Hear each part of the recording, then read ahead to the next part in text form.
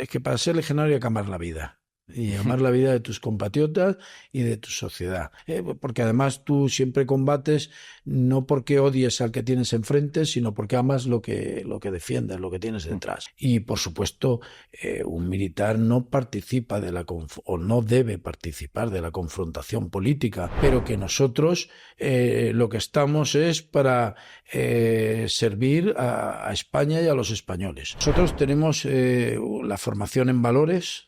Es la formación moral y de hecho, bueno, los legionarios nos decimos soldados de brava legión y bueno, sí, como os he comentado, la vocación de la legión es ser la vanguardia de esa primera división, vamos a decir. Nuestro fundador, el teniente coronel Millán Astray, le dio esa impronta de conexión con la gente, ¿no? Pero en el fondo de la cuestión, los ejércitos son una institución jerarquizada, disciplinada y unida, o deben serlo. Mandar es servir. Y cuanto más mandas, más tienes que servir. Ceuta y Melilla son ciudades españolas por los 4 costados. Yo, sinceramente, creo que tenemos los mejores soldados del mundo, donde, pues eso, el valor, la cortesía, el buen trato, la verdad, la fineza, la lealtad, el valor, la bizarría, el crédito, la opinión, la constancia, la paciencia, la humildad y la obediencia. Fama, honor y vida son caudal de pobres soldados, que en buena o mala fortuna la milicia no es más que una religión de hombres honrados. He citado el verso de Calderón porque además cualquiera de nosotros cuando ingresa a la academia es la primera lección moral que recibe. Estamos muy contentos de anunciar que contamos con un nuevo patrocinador que es Dehesa Partners. Dehesa es la compañía líder en servicios a propietarios de terrenos rústicos para proyectos renovables. Ellos apoyan tanto a los propietarios de los terrenos como a los desarrolladores de los proyectos para ofrecer soluciones que maximicen el valor de los terrenos. Así que ya sabes, si eres propietario o desarrollador, no lo dudes y contacta con Dehesa Partners.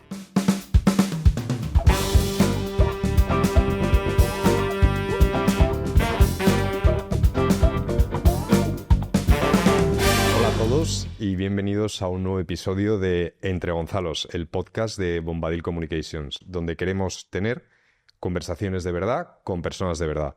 Y hoy tenemos el inmenso honor, nunca mejor dicho, porque es un auténtico honor, de contar con un general de división, don Marcos Yago Navarro. ¿Cómo estás? Buenos días. Estoy muy bien, Gonzalo. Sé que estoy encantado y el honor es mío de intentar no defraudar a tan magníficos entrevistadores y ser capaz de transmitir todo aquello que siento y el agradecimiento al ejército y a la sociedad a la que servimos. Eso es. Para situar a la gente, el general de división, don Marcos Yago, lleva más de 40 años de vida militar y de servicio a España. Actualmente eres el director del Instituto de Historia y Cultura Militar del Ejército del Aire, de Tierra, perdón. Así es. Y justo antes de ese puesto era comandante general de Ceuta. Sí. Y bueno, en sus 40 años ha sido pues jefe de brigada, ha participado en misiones internacionales en Bosnia, Afganistán y el Líbano, si no me equivoco. Y tiene todo tipo de condecoraciones, como podemos ver, entre ellas la gran Cruz del Mérito Militar y la Legión de Honor Francesa, también, si no me equivoco, ¿no? Sí es. Entonces, bueno, 40 años de vida al servicio de España, yo creo que es, de verdad, como decía mi tocayo, un honor, ¿no? Entonces, general, yo te propongo, si te parece, y que todo el mundo estamos tuteando. Pero Gonzalo, yo creo que te has dejado una parte importante. Que tenemos aquí a un caballero legionario. Legionario, sí, eso es. Sí. Y eso es un dato que yo creo que... Así me siento yo. Eso es, legionario. Entonces, habíamos pensado que podemos empezar repasando un poco tu trayectoria y a raíz de ahí pues ir hablando del ejército en general y demás, ¿no? Muy bien. Y bueno, por comenzar por el principio como corresponde, te entrenaste en la Academia Militar de Zaragoza, ¿no? Sí, yo ingresé, mi primera experiencia como soldado, como militar, fue en la Academia General Militar de Zaragoza. En el año 82. El 1 de septiembre de 1982. Toma, hemos hecho hace los ya muchos años. ¿Cómo es cuando llega una persona el día 1, un recluta, a la academia? ¿Cuál es la vida en una academia militar? ¿Cómo se forma a los futuros militares? Bueno, las experiencias previas son muy diversas.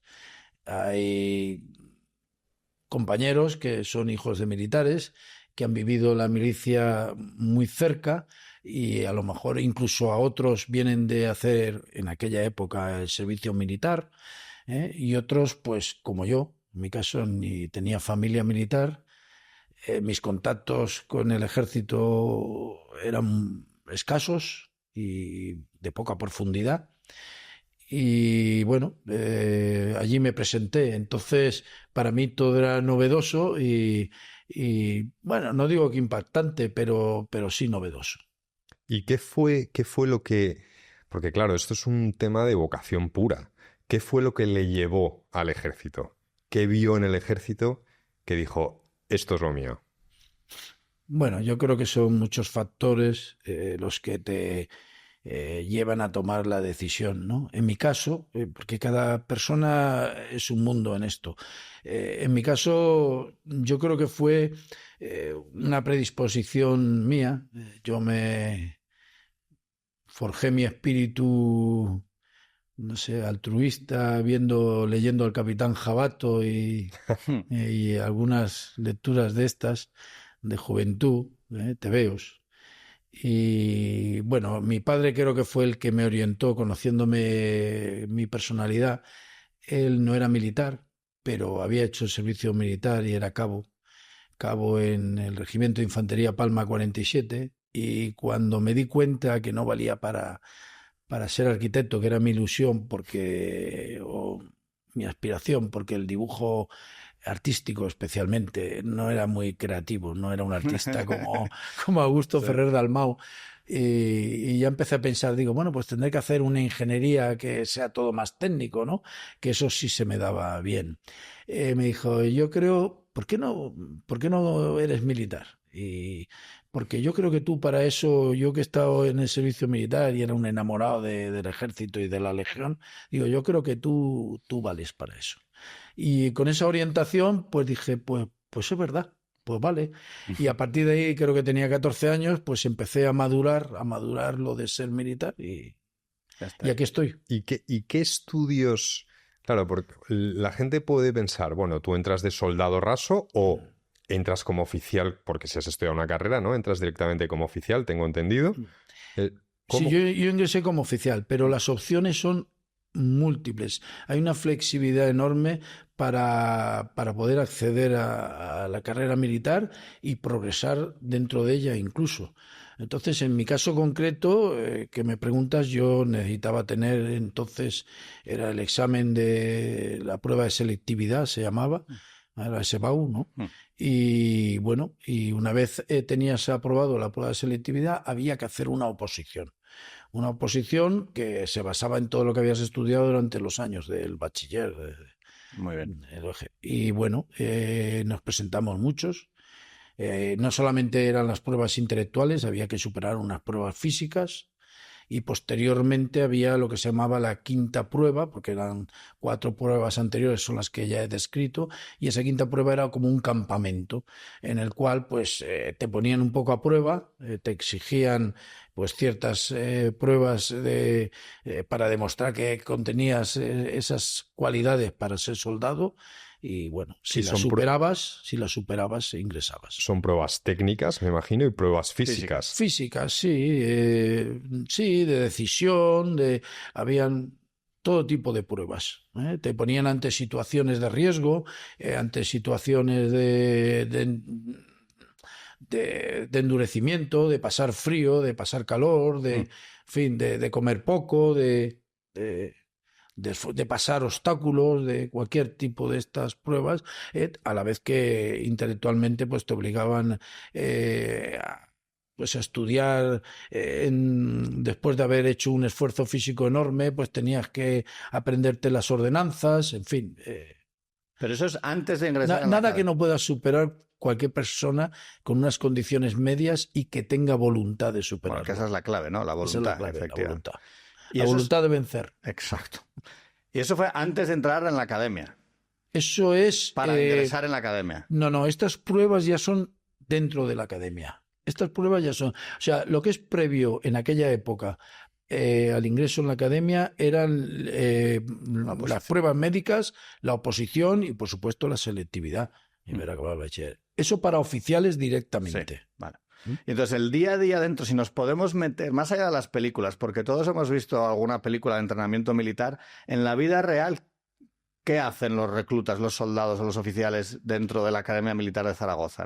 Eso, todo el rato pruebas de las que has descrito. Bueno, nosotros tenemos la formación en valores, es la formación moral, que también le llamamos así, que como podéis imaginar, pues empezaríamos a repasar pues lo que es...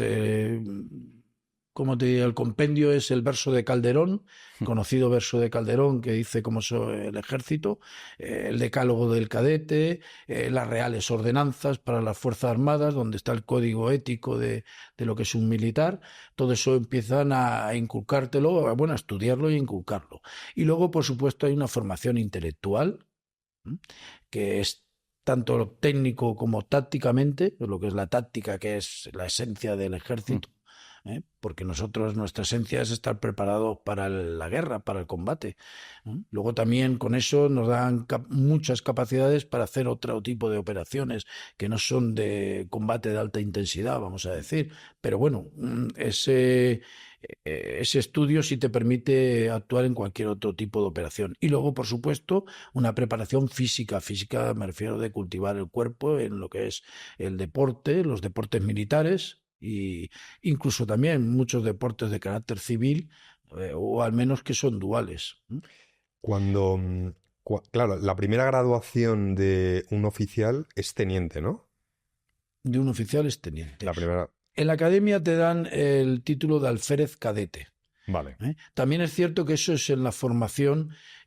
Actualmente es así, pero cuando yo me presenté, cuando tú venías de suboficial, hacías un periodo de 2 años en la academia, en las generales, y en las específicas, en las especiales que llamamos, que son de infantería, caballería, artillería. Entonces, en estas academias, después de 2 años, salían de alféreces. Pero lo que sí que es cierto es que actualmente, y en la opción que yo me presenté de civil directamente a militar, el primer empleo es el de teniente. Claro, y cuando estabas con tus compañeros estudiando en la Academia General, ¿tú te imaginabas que ibas a llegar a general de división o todavía ni intuías que podía suceder?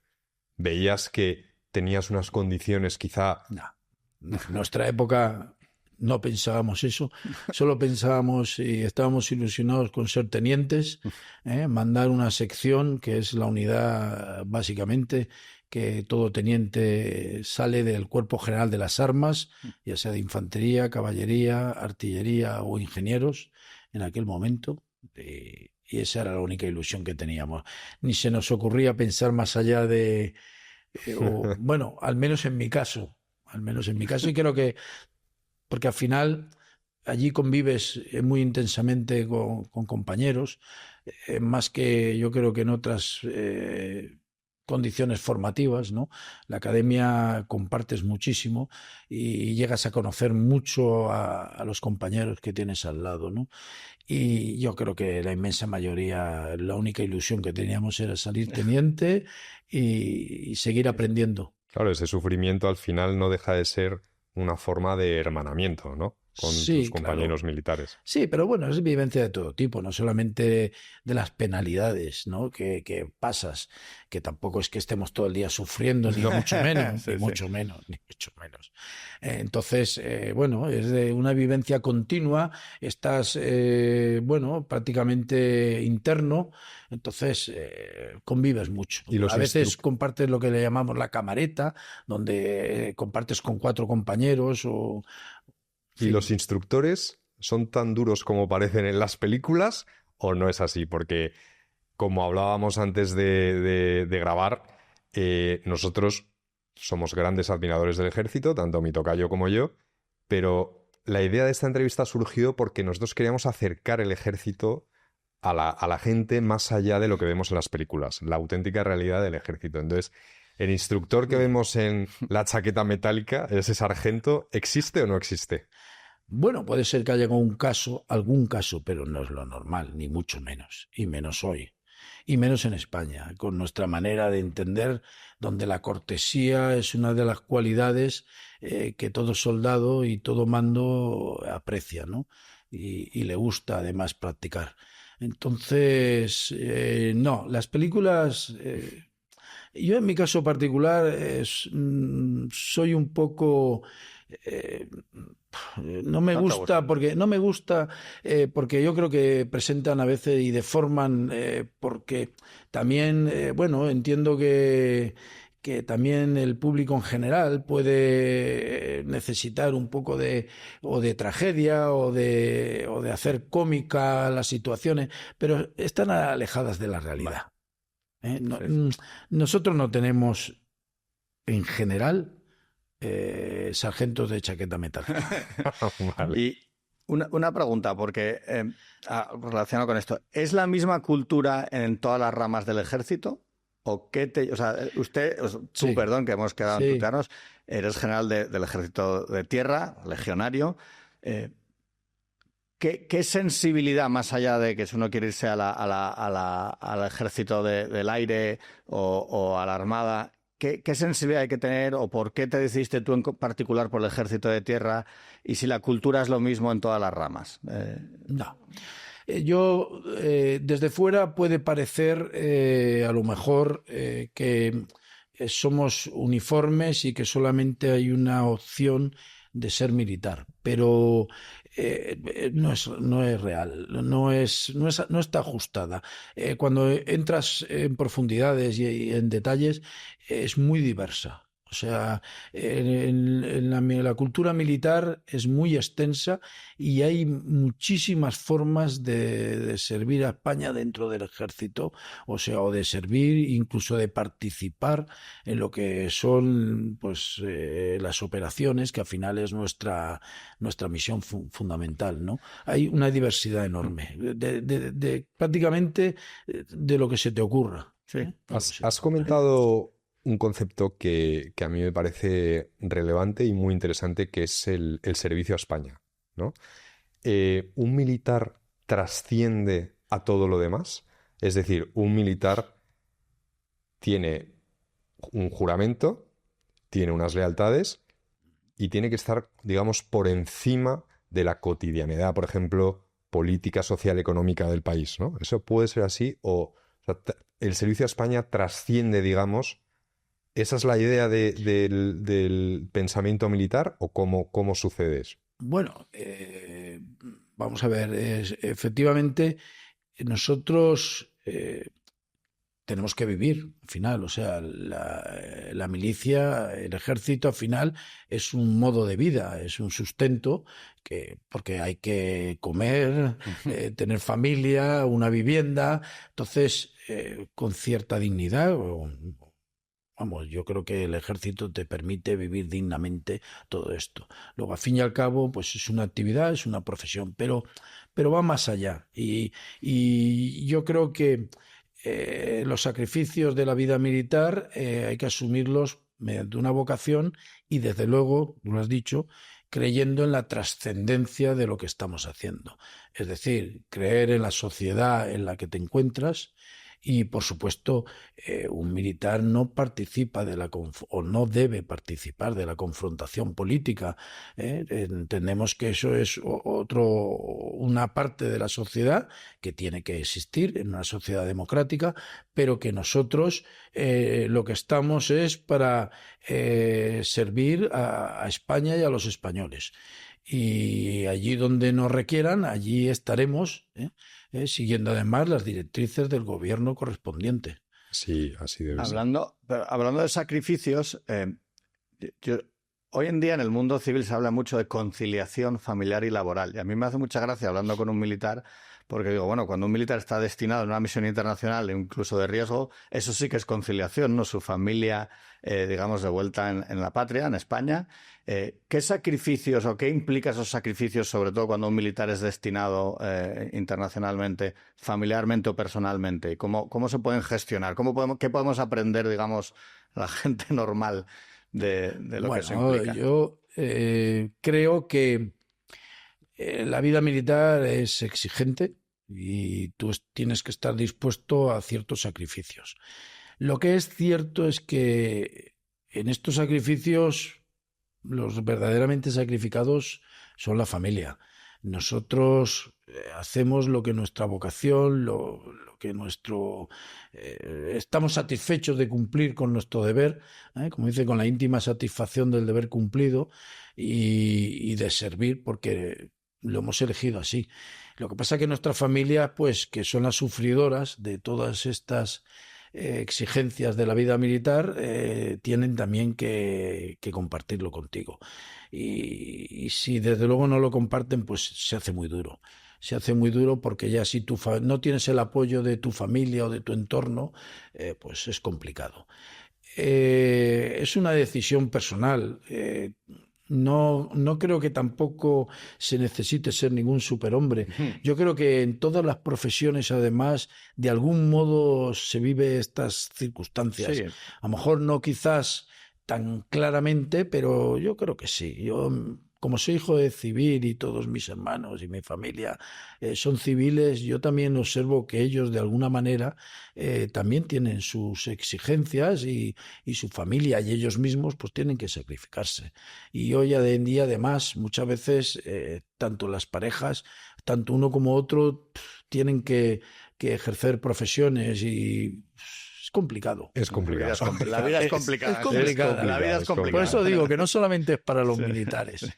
Y en general, yo creo que por cambiar un poco de tercio, nunca mejor dicho, me gustaría que nos hablases de, bueno, después de la academia, pues fuiste subiendo en el escalafón, pero nos gustaría que nos hablases de la Legión. ¿Por qué la Legión es el cuerpo militar más querido por los españoles? ¿Qué tiene de especial? No, en general, yo creo que nuestros espectadores están... Sí. Todo el mundo oyentes. tiene... ¿Qué hace especial a la Legión? No sé, yo creo que se identifica mucho con el pueblo. Es el pueblo. Huele a pueblo, como digo yo. Y no sé. Yo creo que se identifica mucho con la idiosincrasia del español. Y a partir de ahí... Pues yo creo que desde nuestro fundador, el teniente coronel Millán Astray, le dio esa impronta de conexión con la gente, ¿no? Luego, es cierto que es muy difícil mostrar las actividades que el ejército en general desarrolla, incluidas las de la Legión. Pero, sin embargo, la Legión tiene una parte que es su mística y esa manifestación con los actos que hacemos en la calle, las formaciones, la forma de desfilar, los himnos, que llegan mucho a la gente. Y en eso, pues yo creo que tenemos una ventaja los que hemos tenido la suerte de servir en la Legión. En ese sentido, llegamos y la verdad es que notamos que la gente quiere a la Legión y la Legión quiere a la gente. ¿Y un legionario en qué se diferencia de otro soldado del ejército de tierra en otro cuerpo? ¿Hay algunas cualidades que distinguen a un legionario? Bueno, cada vez hay menos diferencia. Antiguamente, cuando se funda la Legión, es un cuerpo de voluntarios dispuestos al sacrificio, que además hemos sufrido una derrota, pues un desastre, como le llamamos, que fue el desastre de Anual. Sí. Y entonces, pues en ese caso, sin menoscabo, por supuesto, del reconocimiento de nuestros soldados voluntarios que también supieron sacrificarse, pues la Legión era el cuerpo de voluntarios dispuestos a sacrificarse por todos. Hoy en el ejército prácticamente el acceso a ser soldado, y de hecho, bueno, los legionarios nos decimos soldados de brava legión, o sea que tampoco quiero decir que sois soldados, somos soldados, sí, que sí. somos soldados y nos sentimos soldados. Bueno, pues cada vez hay más equiparación, hay menos diferencias, pero bueno, yo creo que el legionario, si hay una cosa que le caracteriza, para mí es el espíritu de compañerismo, o sea, de unión entre nosotros, desde el soldado, desde el legionario, la dama o el caballero legionario hoy, al general, estamos todos y tenemos un fuerte sentido, un fuerte sentimiento de cuerpo, ¿no? De pertenecer a alguno uno al lado del otro, pues si tenemos que entregar nuestra vida, estamos dispuestos a entregarla el uno por el otro y el otro por el uno, en defensa de los valores y de la sociedad a la que servimos. Y eso yo creo que en la Legión se vive con mayor intensidad que en el resto de cuerpos, y que me disculpen el resto de cuerpos. No, pero ahí quería entrar yo porque claro, la Legión son los novios de la muerte. La Sí. muerte es un concepto que está impregnado, digamos, en la Legión, y te da la sensación de que no temen a la muerte, ¿no? Es una sensación, digamos, más romántica que otra cosa, porque como todo ser humano, todos tenemos esos temores. Pero que la mística de la Legión, a mí es una cosa que siempre me ha llamado la atención. Claro, para ser legionario hay que ser valiente, o un cobarde disfrazado no sirve para legionario. Bueno, ni para soldado en general, Se ¿no? pilla... Sí, en general. Bueno, hay Sí, de ¿no? todo, pero... Bueno, creo que lo has definido perfectamente, Zalo, lo has definido perfectamente, pero vamos a ver, lo primero es que para ser legionario hay que amar la vida, y amar la vida de tus compatriotas y de tu sociedad. Y entonces, por eso, como amas la vida y amas lo que te rodea, eres capaz de entregar tu vida. Y claro que tienes miedo y temores, pero con el compañero de al lado y con esa mística tratas de superar ese miedo a la muerte, creyendo además en la trascendencia de tus actos. Es decir, tú a lo mejor sacrificas tu vida, pero es porque va a haber vida. No porque le des culto a la muerte como algo al que tenemos que casi de carácter suicida, no, para nada, todo lo contrario. No, Es un canto a la vida. Exacto. Me Pero parece es muy una- bonita esa... es una sublimación de los valores Sí. que hoy en día es rarísimo encontrar en la Pero yo sociedad. creo que es porque uno no teme a la muerte, por decirlo de alguna manera, porque ama la vida, porque Eso es. sabe lo preciosa que es la vida y que es un regalo. Y entiendo que desde el punto de vista de un militar está dispuesto a sacrificarse por los demás, por su familia Claro. y otro, ¿no? Y sí, porque creemos en la trascendencia de Claro. nuestros actos y en la trascendencia de nuestras vidas. Nosotros hemos recibido una sociedad, una historia, unos padres que se han preocupado de que y debemos ceder pues a nuestras generaciones, las que nos sucedan, una sociedad mejor. Y si en ello va nuestro sacrificio, pues será porque tiene que ser así. Pero que en esa trascendencia es donde está también ese quitarnos La el miedo a la belleza, muerte. sí, sí. Pero es verdad, Gonzalo, no sé si esto es una pregunta para esta conversación, pero si quizás ese valor, sentido de la trascendencia se está perdiendo en nuestras sociedades en general, ¿no? En la sociedad civil. Sí. Sí. Quizá daría para reflexionar, ¿no? No sé. Y no hace falta que te pronuncies al respecto. No, pero es... no, sí, no, yo creo que no. Yo creo que el ejército, para empezar, es una parte, es reflejo de la sociedad en general, ni civil ni militar. El ejército es reflejo de la sociedad. Es cierto que a lo mejor una parte de la sociedad es la que es más apta bueno, pues para ingresar en las Fuerzas Armadas y para servir a España en el ejército. Pero yo creo que los militares lo tenemos más fácil, el tener esta actitud, que el resto de profesiones, que en el fondo también, con independencia de que, bueno, todas las personas siempre tenemos ciertos egos que hay que intentar superar, por el bien colectivo, por el bien común. Yo creo que no. Yo creo que a veces las sensaciones, las impresiones sobre las amenazas o los riesgos ante la sociedad pues hacen que se diluya a lo mejor más todo esto que has comentado. Pero en el momento que este hecho que es o sea, que es la guerra, pues, está unido intrínsecamente a las sociedades, tristemente, desde luego, tristemente, se manifiesta o se vislumbra, aparece los sentimientos más nobles en toda la sociedad. En toda la sociedad. Sí. Hablando de guerra, por desgracia existe, y en tu caso has tenido despliegues internacionales, ¿no? En Bosnia, Afganistán y Líbano, si no me equivoco, ¿no? Sí. No sé si podemos hablar de lo que implica esas misiones internacionales en las que participa el ejército español, sí, y cómo se vive allí esa misión. Bueno, se vive pensando en que si estás desarrollando desarrollando actividades que están relacionadas con los intereses de España, con los compromisos internacionales adquiridos. En fin y al cabo, está representando a los valores de nuestra sociedad en territorios donde es necesario mostrarlos, o para imponer la paz, o para, como digo, defender a los débiles de los que quieren agredirles. Y eso...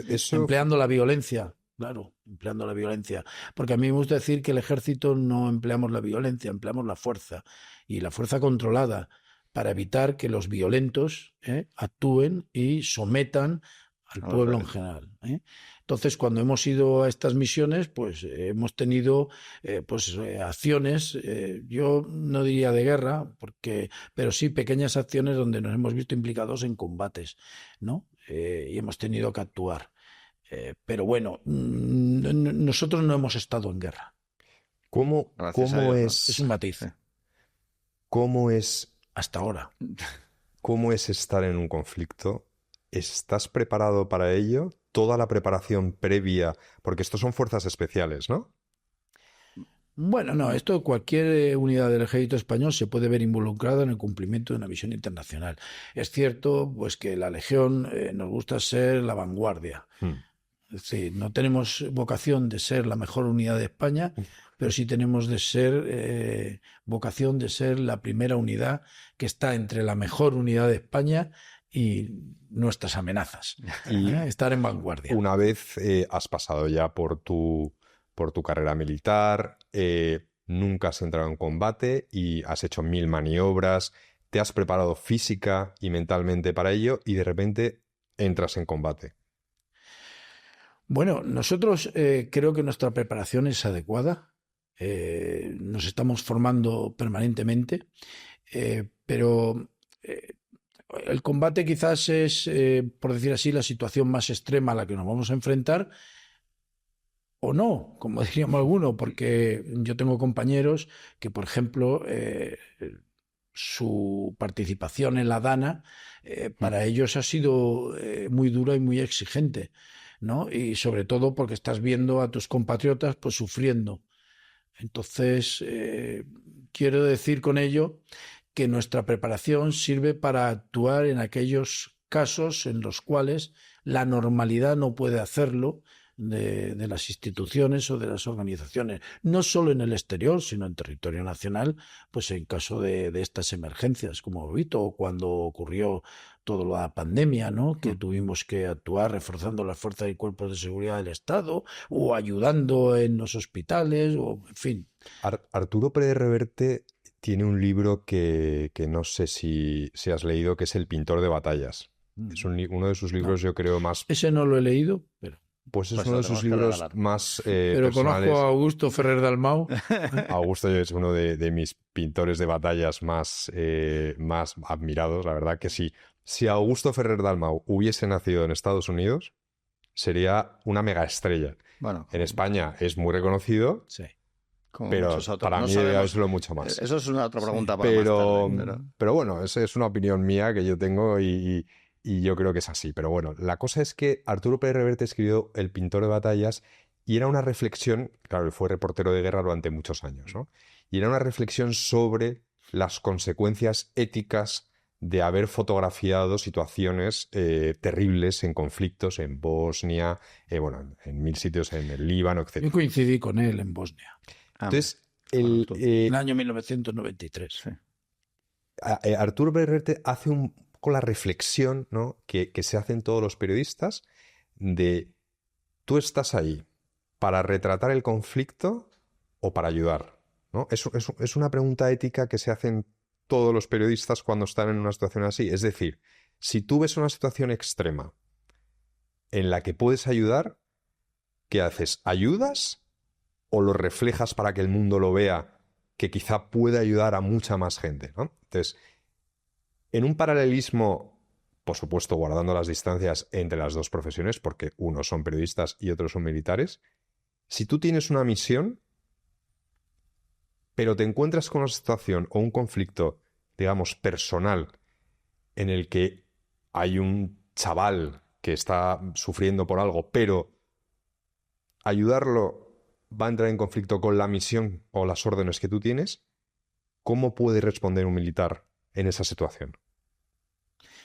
Bueno, cada situación hay que tomar la decisión, pero yo creo que siempre hay que intentar cumplir la misión, pero sin olvidar que tú estás ahí para que se respeten los derechos humanos, para que el derecho internacional se aplique, para que, en fin, el llegar a pensar que una actuación puede perjudicar o puede llevar al traste el cumplimiento de la misión, es decir, que a lo mejor tu actuación trae consecuencias peores para mucha más gente, pues ese momento es un momento que tú tienes que hacer, por tu cabeza tiene que pasar todo y tomar la decisión adecuada para que...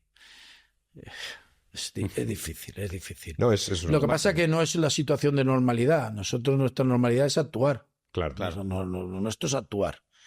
Entonces, solamente en un caso hipotético, extremo, en el cual esa actuación conllevara el desastre de la misión, que no creo que sea el caso de un reportero, en este caso, ¿no? Pues habría que tomar la decisión en el momento y valorarlo muy bien. Pero desde luego, si causa un daño mayor y superior, hay que pensar que no debemos actuar. Y por eso es No debemos importante. actuar. Pero eso es un caso puntual y muy... Eso no es lo nuestro. Lo nuestro es actuar siempre. Siempre. No, y además creo que por eso el ejército desde tiempos inmemoriales tiene jerarquías y tiene oficiales, que son las personas que deben tomar esas decisiones y actuar en consecuencia, ¿no? Y asumir la responsabilidad de la decisión tomada. Porque un general de división, perdona Gonzalo, ya, perdón, es que estoy aquí, que podría estar horas y horas. Un general de división, ¿cuántos soldados tiene a su cargo? Bueno, depende del puesto. Como he dicho, hay mucha diversidad. Si estamos hablando de un general al frente de una división y de lo que es la fuerza, que llamamos nosotros las unidades de la fuerza, pues podemos estar hablando de 10.000, entre 10.000 y 15.000 personas, soldados, combatientes. Una pregunta hablando de esa jerarquía militar del que estaba hablando Gonzalo. Cuando estudié en Estados Unidos tenía muchos compañeros militares y uno de ellos me habló de las diferentes culturas en las ramas, sobre todo en cuanto a jerarquía, y quería preguntarte. Él era del Ejército del Aire y él decía que obviamente había una jerarquía, pero que era un poquito más flexible que en el Ejército de Tierra.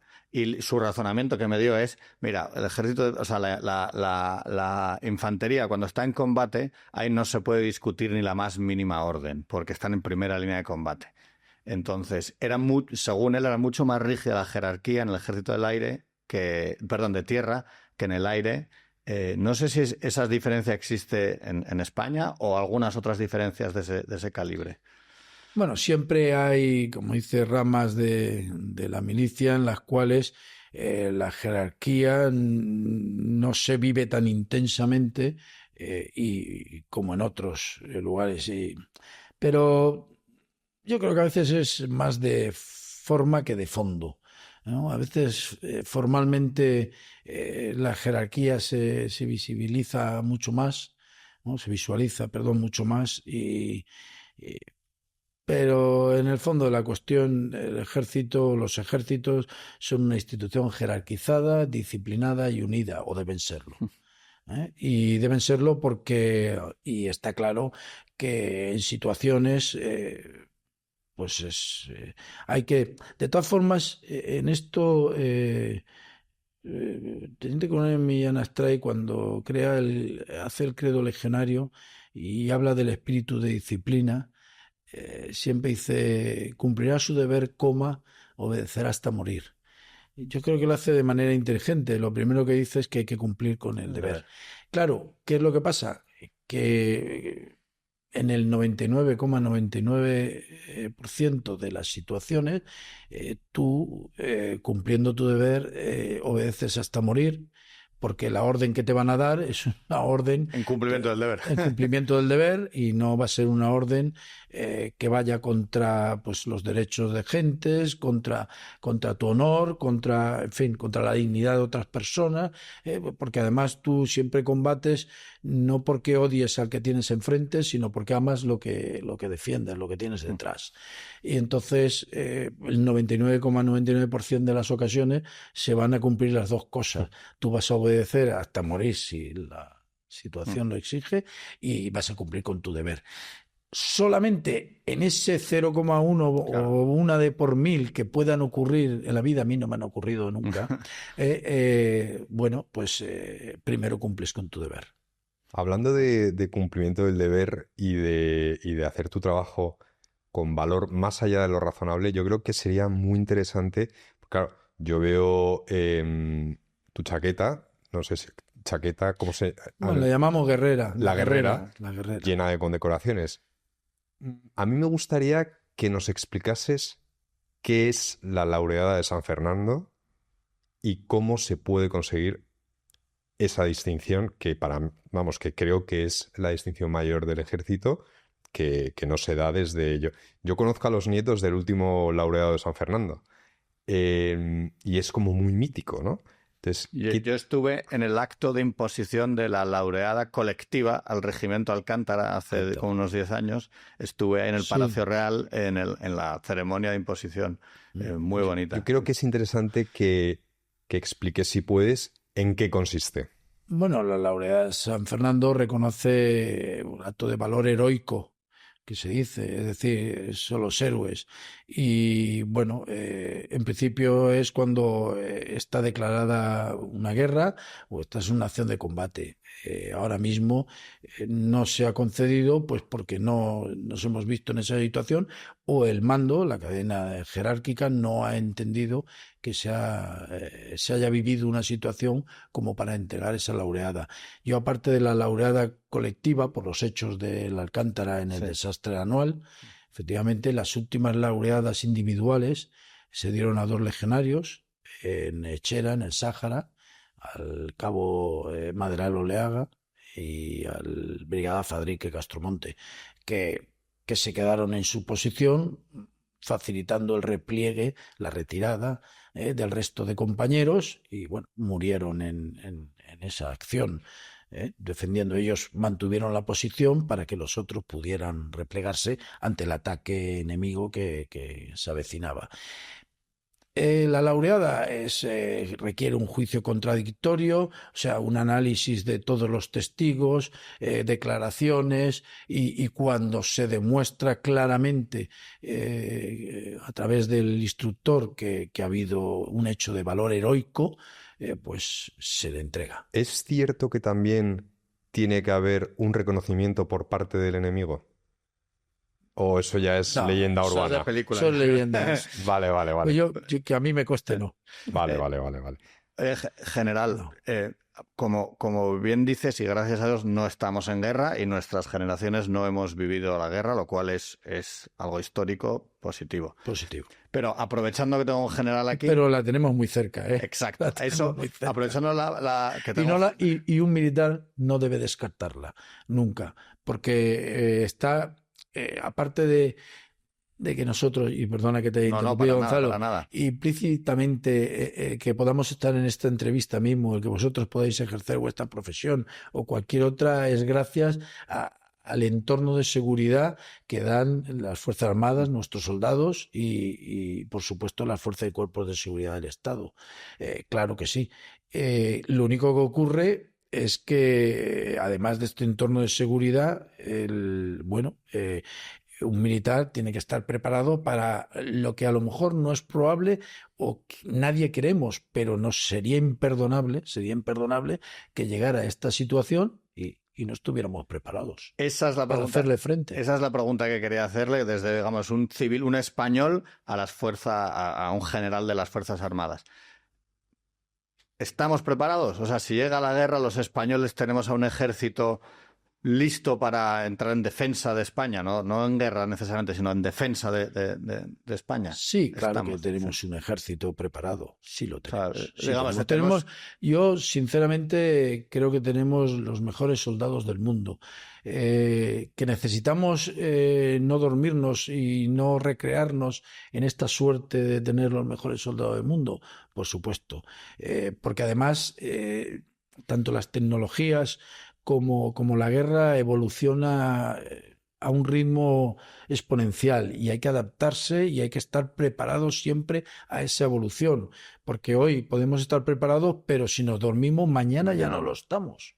Entonces esto hay que estar permanentemente atento a los cambios y a las adaptaciones que nos exige. O sea que yo creo que ahora mismo, por supuesto, que estamos preparados y sobre todo sobre esa base de nuestro mejor valor, que son nuestros soldados, los hombres y mujeres que componen la base del ejército, de las Fuerzas Armadas. De verdad que yo creo que, visto cuando vas al extranjero, a las operaciones en el exterior y ves otros ejércitos, sin menospreciar a nadie, creo que tenemos la suerte de tener los mejores soldados. Pues eso es, como español, eso es a mí me alegra mucho, la verdad. Lujo escucharlo, sí. ¿No? Es que sois vosotros mismos en las Fuerzas Armadas. No, pero... y en ese orden, perdona, una última pregunta técnica. Es que a mí me interesa, que es, no sé si podemos, pero hablar de las diferencias entre fuerzas regulares y fuerzas especiales y el tipo de misiones que puede llevar a cabo, el tipo de misiones, ninguna. Y por supuesto, lo que no se pueda contar, no se cuenta y ya está. No quiero meterte en un lío. Yo creo que no. Vamos a ver, nosotros, yo además he servido, porque soy diplomado en operaciones especiales, he tenido la suerte o la fortuna, mejor me gusta emplear más la fortuna, de poder estar en la bandera de operaciones especiales de la Legión, que estuve destinado en Ronda y luego en Alicante. Y bueno, eso son las unidades nuestras de operaciones especiales, los Boinas Verdes, y en particular los Boinas Verdes de la Legión. Sí tienen un adiestramiento que le llamamos especial. Y además físicamente pues tienen que estar muy bien preparados, con mayor exigencia que el resto de fuerzas que llamamos convencionales, regulares. Bueno, se pueden emplear muchos términos. No obstante, ahora mismo con el ejército reducido, todo el ejército que tenemos tiene que estar preparado para ser la primera respuesta ante cualquier manifestación de los riesgos que tenemos como sociedad.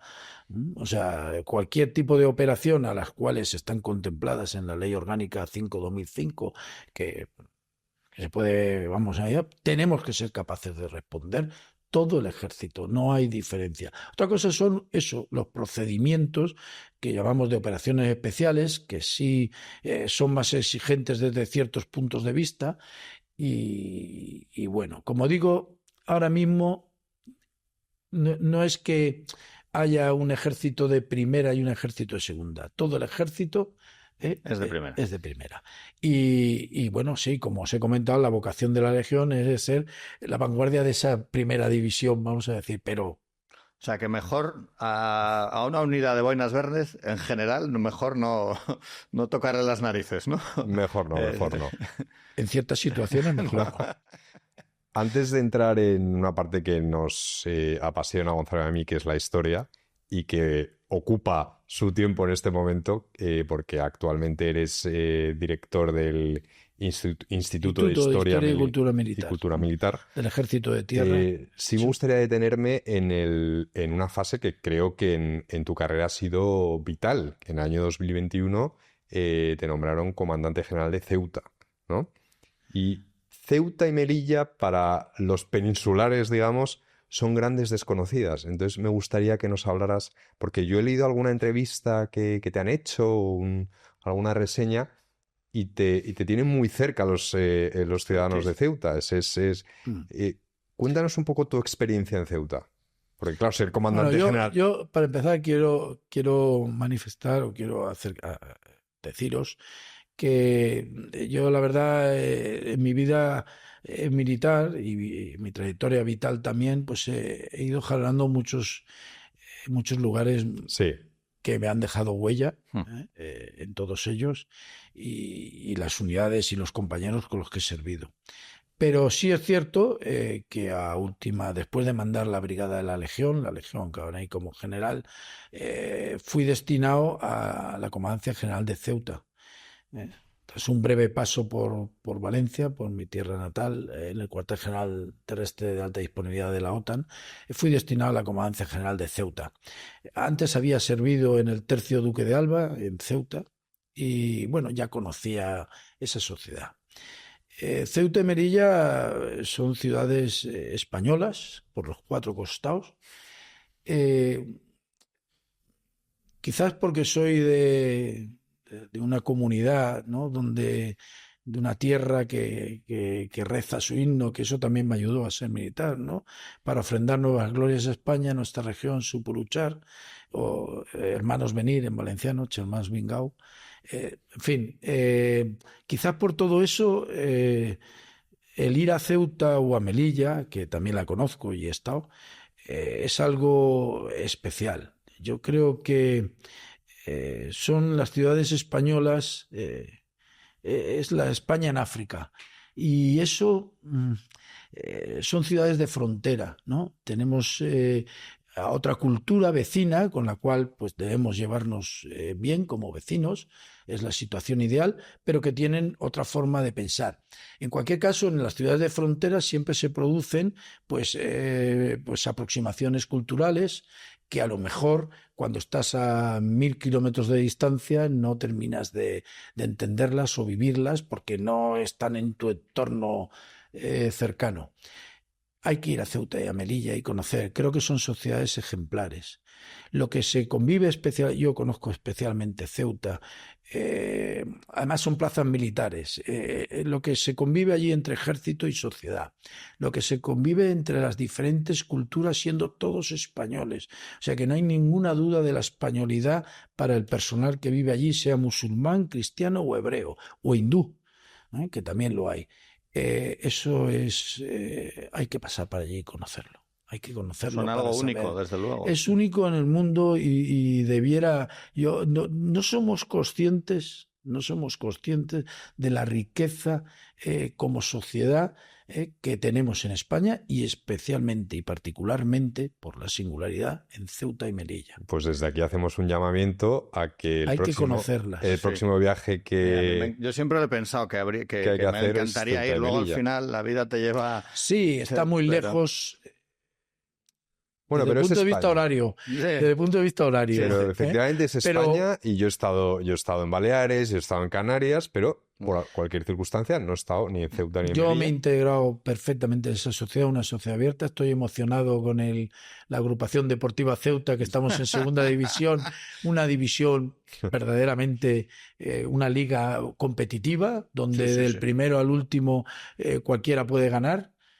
Se disfruta en esa liga, en la segunda división de plata española, y allí tenemos al Ceuta y luego, pues bueno, yo la Virgen de África, las murallas reales. Hay un legado portugués también muy importante. De hecho, bueno, lo comento aquí, voy a llevarme a o van a venir conmigo, mejor dicho, porque además les hace ilusión a mi homólogo portugués, el director del Instituto de Historia y Cultura Militar portugués. Pues, vosotros sabéis que Ceuta se incorporó a la modernidad de la mano de Portugal. O sea, la verdad es que siempre estuvo relacionada con los poderes peninsulares, ¿no? Territorialmente, Ceuta fue la puerta de entrada a la península, y siempre estuvo gobernada, incluso en época califal, desde Córdoba, ¿no? Pero como nación moderna y a la cultura europea occidental la incorporó Portugal. Y el legado portugués está muy presente y se siente, y Ceuta se siente orgullosa además. Y yo tengo la suerte de ser sentirme un ceutí más, aparte de valenciano. General, una pregunta que ojalá nos dé paso para hablar de historia militar, ¿no? ¿Qué lecciones crees que son aplicables de lo que es el liderazgo militar a una persona civil normal, ¿no? Si pensamos en liderazgo y en lo que implica ser líder, que es servir también a los que están a tu mando, ¿qué lecciones crees que podemos aplicar los civiles, ¿no? También Gonzalo lo has definido perfectamente. Mandar es servir. Y cuanto más mandas, más tienes que servir. Y si no es así, si es un mando para servirse, eso es un liderazgo tóxico, que no, al final, a lo mejor en el día a día puede valer, porque no terminamos pero cuando se vive en situaciones extremas, ese liderazgo fracasa. Hay que intentar convencer, hay que hacer equipo, y todo esto vale, yo creo que para cualquier dirigente, ya sea en una empresa civil como en el ejército. Es fundamental, lo has dicho perfectamente. Y creo que cualquiera de los valores que defendemos, de lealtad, de compañerismo, de disciplina intelectual y disciplina, o incluso de la iniciativa disciplinada, es decir, tú puedes tomar una iniciativa, pero tienes que ser consciente de por dónde va la organización, el colectivo. Bien, todos esos valores yo creo que son aplicables a cualquier... Quizás es más fácil en nosotros por la jerarquía. Vale, lo admito. Admito que en el ejército es más fácil la aplicación de todos estos valores y el liderazgo. Pero cuidado, tú podrás tener la autoridad legal, pero tienes que ganarte también la otra. Claro.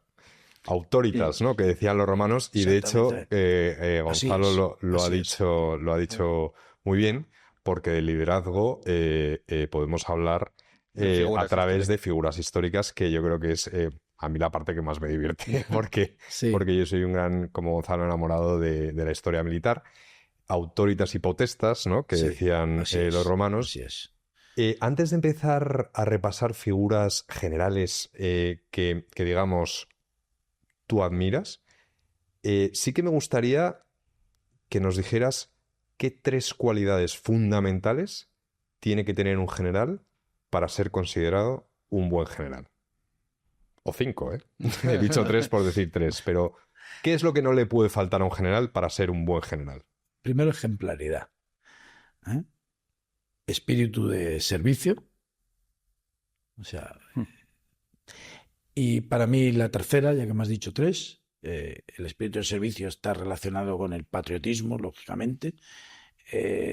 Yo diría que capacidad, conocimiento y experiencia de lo que talento. O sea, esas 3 cosas las requiere ejemplaridad, espíritu de servicio, patriotismo y talento, sí. Y a lo largo de la historia, y no me gustaría juzgar la ética de los generales, porque yo creo que juzgar con el siglo XXI, ojos del siglo XXI, sino me gustaría más bien hablar de estrategia militar y tácticas.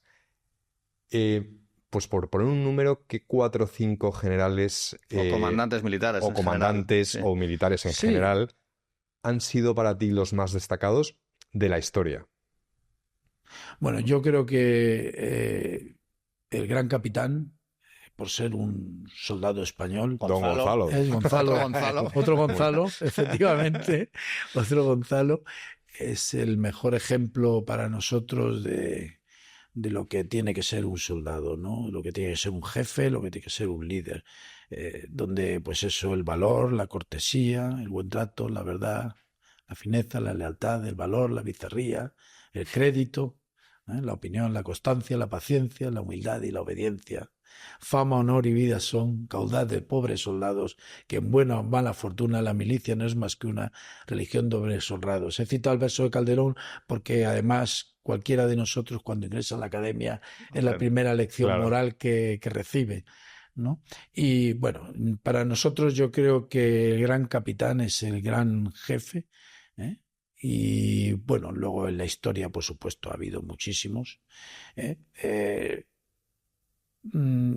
La verdad es que pues las fuentes primarias a veces o las fuentes secundarias empiezan a sacar defectos y virtudes de ese jefe, ¿no? Dado por Julio César, Aníbal, podríamos seguir, ¿no? Pero yo creo que a todo español, todo soldado español, el gran capitán es Si quieres lo voy a el gran militar. Si quieres lo voy a poner más fácil y en vez de hablar de grandes generales, podríamos hablar de grandes batallas, ¿no? Pues todos conocemos la batalla de Zama, bueno, todos o algunos, la batalla de Alesia, Numancia, ¿no? ¿Y qué batalla estratégicamente hablando es la más impresionante que nos podrías contar y por qué? Bueno, yo creo que ha habido grandes batallas, ya sean triunfos o derrotas. A mí me gusta más, aunque creo que las derrotas son muy instructivas y hay que aprender de ellas, y se aprende de ellas más que de las victorias. Yo creo que por un lado Lepanto, donde los tercios de tierra se embarcaron para combatir, y los barcos, por supuesto, armada en ese caso, y el ejército, los tercios, combatieron ante una amenaza que tenía Occidente. Es una gran batalla para las fuerzas españolas. Luego hemos tenido una época de victorias enormes, casi 200 años, donde los tercios, con las campañas del Gran Capitán en Italia, hay infinidad de victorias, desde Pavía, es que me pondría a decir, y no pararíamos, ¿no? Pero todas las campañas de los tercios, hasta Rocroi, que perdimos, Sí.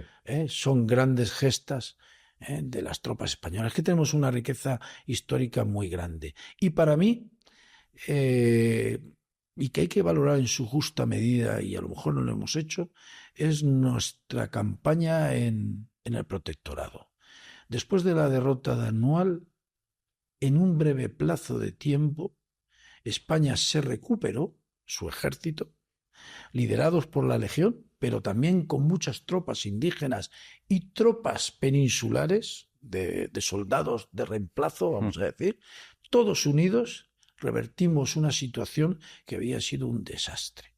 Eso no lo hemos valorado en su justa medida, y menos si después de la pacificación en 7 años, si no me equivoco, de 1921 a 1927, 6 años, conseguimos pacificar el protectorado. En situaciones que a mí no me gustan las comparaciones, porque toda situación es muy complicada, pero había tribus muy belicosas, cábilas muy belicosas contra la acción de España y de Occidente, porque lo que estábamos además en cualquier caso era apoyando al sultán de Rabat, de Marruecos, para que pudiera ejercer en ese territorio su poder y poner los fundamentos para crear una nación moderna. Y yo creo que en el año 58, cuando empezamos el repliegue de nuestras fuerzas, en 1958, ahí está Marruecos. Es una nación, pues, pacificada, tendrá sus problemas, querrá acercarse a Occidente por muchas cosas que aún le quedan por caminar, supongo, pero ahí está Marruecos. Tenemos ejemplos en Afganistán, que es lo que ha pasado. No hemos sido capaces entre todos de convencer a ese pueblo para que es una nación diferente, ¿no? Podemos juzgar que están viviendo sus tradiciones, todo lo que quiera, pero yo creo que hay que valorar mucho todas las acciones de España en el protectorado. Entre 1921 y 1927, en principio, y hasta 1958 con la acción civilizadora de España en Marruecos y el repliegue de fuerzas. Fantástico. General, no queremos robarte más tiempo porque tienes una reunión importante en Málaga, además. Entonces, vamos a acabar con la última pregunta que solemos hacer a nuestros invitados y así ya te dejamos en paz. Solemos preguntar a los invitados que a qué 4 personas vivas invitaría a cenar a su casa. Si pudiese mágicamente invitar a quien fuese, que con qué 4 personas le gustaría cenar. Entiendo que son personas con las cuales no cenaría habitualmente. Efectivamente. Un invitado nos dijo, mi mujer y mis hijos. Claro. Digo, tú querías ganar matripuntos, eso Claro, no vale. Eso no vale. Lo entiendo, Sí, además, exacto. así entiendo la pregunta. Sí. Y la verdad es que cuando le ponemos el calificativo de vivos, la complicamos, ¿no? Mucho. Pero bueno, yo creo que lo tendría claro. Yo creo que el primero sería nuestro rey, el rey Felipe VI. Me encantaría cenar con él, escucharle. Es el que nos representa a todos los españoles. Es el jefe supremo de las Fuerzas Armadas.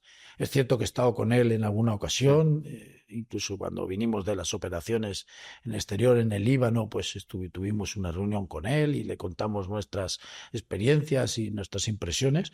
Pero bueno, siempre, ya digo que para mí es la ejemplaridad hecha persona y carne, rey, ¿no? hecha carne. Sí. Y bueno, pues estaría encantado de fantástico. cenar con él. Primero con su majestad. Siguiente, juez Marchena. Yo creo que el juez Marchena. Sí, yo conozco a don Manuel Marchena, es hijo del legionario, que para mí ya es... Ya marca. Ya marca. Pero creo que la justicia es algo que yo también, mi padre me inculcó, y luego el ejército tiene una ordenanza que dice que la justicia debe imperar en los ejércitos de tal modo que nadie tenga nada que temer, que esperar del favor primero, o sea, tú no esperes nada que te favorezcan, ni temer de la arbitrariedad. Es un artículo muy bonito, o sea, y la justicia es algo que todo ser humano, en carne propia o en carne ajena, estimamos mucho. Creo que estimamos mucho. Y para mí es un hombre que representa, pues eso, a la justicia, y así lo veo yo, y me encantaría poder hablar y compartir una cena con él. 2. 3. Ya vamos bien. Sí, sí. Bueno, no está mal, ¿eh? Bueno, aquí ya tendría dudas si con Santiago Posteguillo, por aquello de la historia, o con Rafa de Nadal por deportista y la cultura del esfuerzo. Ambos están en nuestras listas. Sí. O incluso algún político que me gusta, que hemos tenido de talla internacional con mucha experiencia, como Javier Solana o José Borrell, que son también, pues en ese aspecto también.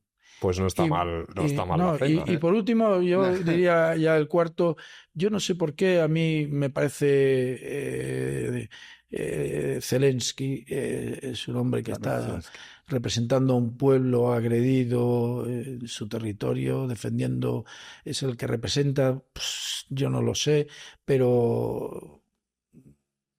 Zelensky sería alguien con lo que cenar con él, y sería muy interesante escucharle todas esas vivencias que están sufriendo sus compatriotas y que nosotros tenemos cerca y que lo sentimos. Pues mi general, no nos queda más que agradecerte, es que me cuesta mucho. Sí, ¿no? Muchísimas gracias por el tiempo. Ha sido un honor Muchas gracias. Tenerlo con nosotros. Espero que la gente que oye y escucha este podcast sienta lo nerviosos que hemos estado nosotros porque de verdad nos apetecía muchísimo transmitir a la gente esos valores en los que nosotros creemos profundamente que representa el ejército en España. Y es que no podemos más que darle las gracias. Pues si a mí, si me lo permitís, yo os lo quiero agradecer también a vosotros, por supuesto, los Gonzalos. O entre Gonzalos he estado muy cómodo, os lo agradezco de verdad. Espero conseguir transmitir eso que vosotros queréis, pero vosotros también lo tenéis. O sea que muchas gracias y bueno, nos veremos. Hasta la próxima. Os debo un cariñoso libro que me habéis dedicado aquí, Grandes Generales del Ejército Romano, y yo trataré de traeros un libro de nuestro gran capitán, para que lo conozcáis también. A ver, yo no voy a decir que no, pero Sí. no hace falta, de verdad. No pero hace bueno, falta, pero encantadísimos. Esto, el placer será mío entregaroslo y Muchísimas dedicarlo. gracias. Pues muchas general. Muchísimas general. gracias, de verdad. Y quiero tener unas palabras también para don Alfonso, el marqués de Quintanar, que ha sido el que ha Se ha promovido conectado. mi presencia aquí. Y bueno, don Alfonso, un abrazo muy fuerte. Muchas gracias. de Muchas verdad, general. gracias.